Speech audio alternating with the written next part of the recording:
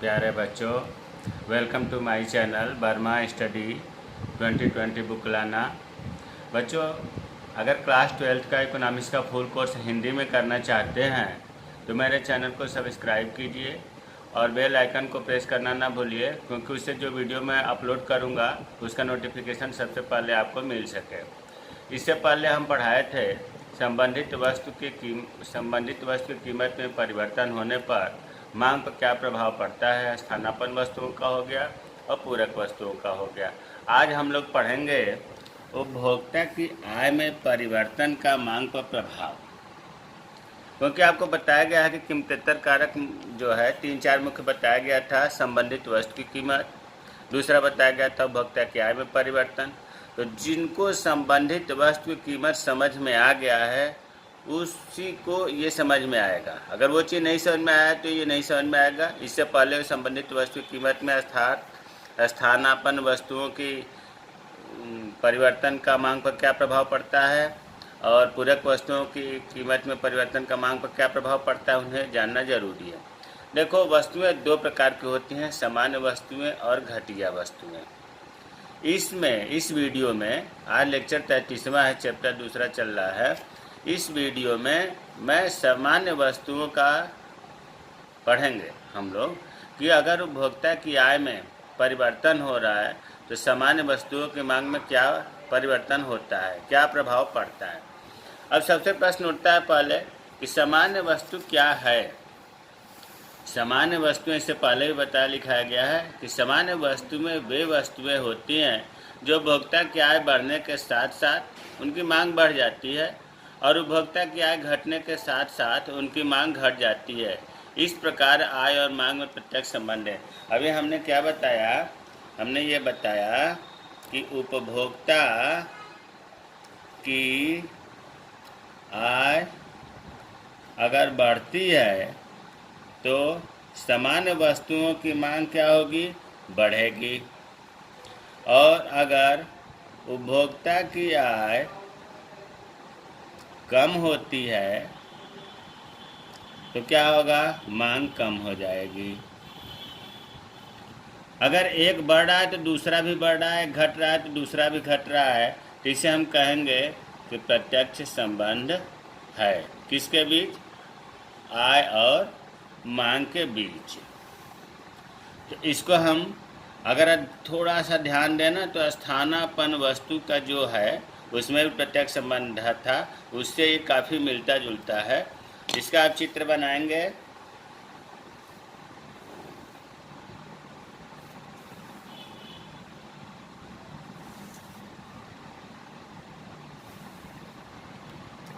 जैसे सब में चित्र बनाते आ रहे हैं, O X Y।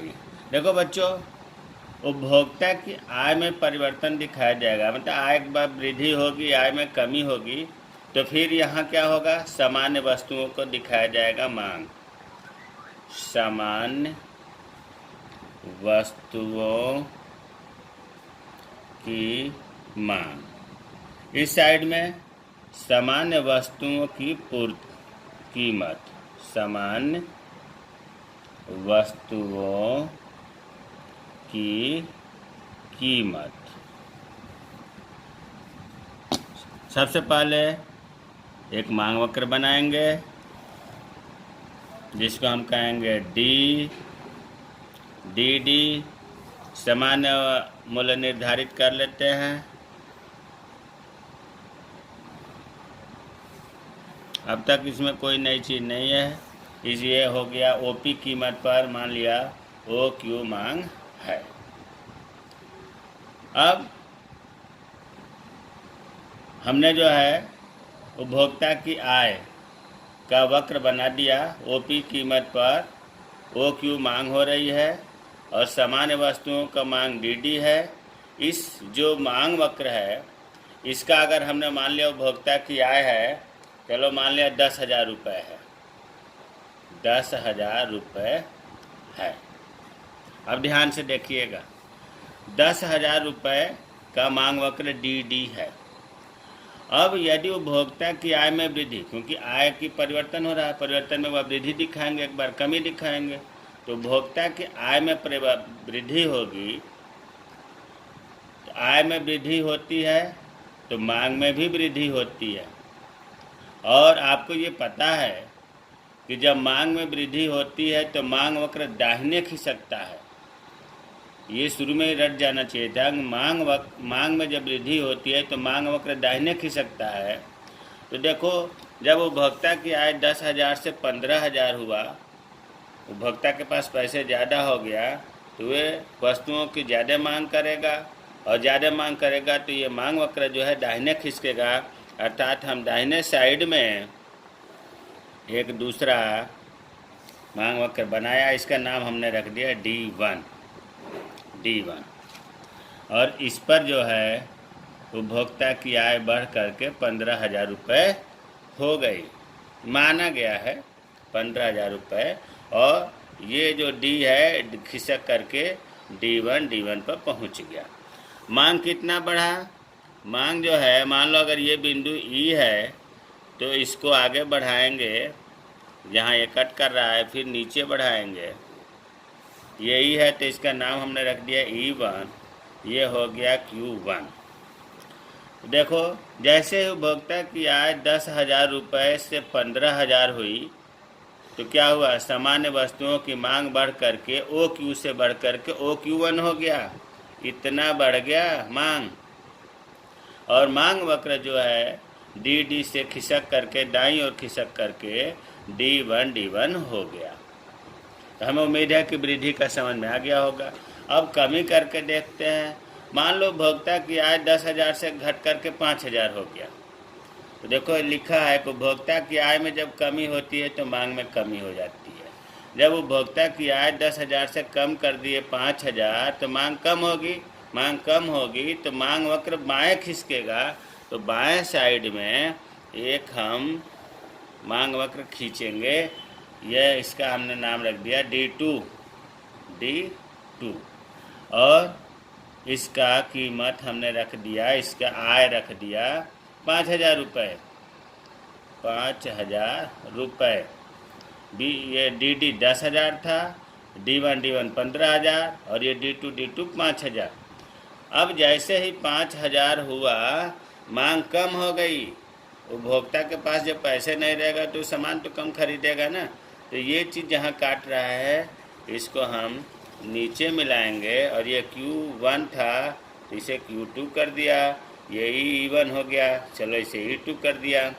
अब जैसे ही उपभोक्ता की आय कम हुई तो मांग वक्र बाएं खिसक गया और मांग कितनी हो गई? OQ पहले थी, घट करके OQ2 हो गई।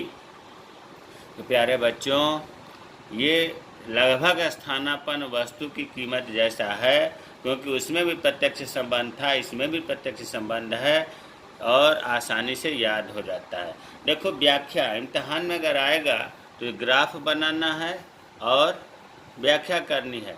और एक चीज़ और बता दूं, अगर उपभोक्ता की आय में परिवर्तन पूछता है तो सामान्य वस्तु का भी बनेगा और घटिया वस्तु का भी बनेगा। और अगर दे देता है कि नहीं सामान्य वस्तुओं की मांग पर प्रभाव क्या है तो ये बनेगा। तो अब व्याख्या वही चीज़ है जो अभी हमने बताया। फिर एक बार मैं व्याख्या कर दे रहा हूँ कि देखो, उपभोक्ता की आय 10,000 रुपये थी तो मांग वक्र DD थी। जैसे ही उपभोक्ता की आय बढ़ करके 15,000 हुई तो मांग वक्र दाईं ओर खिसक करके D1 हो गया और समान वस्तुओं की मांग OQ से बढ़ करके OQ1 हो गया। यही चीज़ लिखा है इसमें। इसके विपरीत जब उपभोक्ता की आय 5,000 रुपये, 10,000 से 5,000 रुपये हुई तो समान वस्तुओं की मांग कम हो गई और मांग वक्र बाईं ओर खिसक करके D2 हो गई और वस्तुओं की मांग OQ से घट करके इतना ये घट गया, OQ से घट करके OQ2 हो गई। इस प्रकार ये सामान्य वस्तुओं की मांग का प्रभाव समाप्त हुआ। जय हिंद, जय भारत।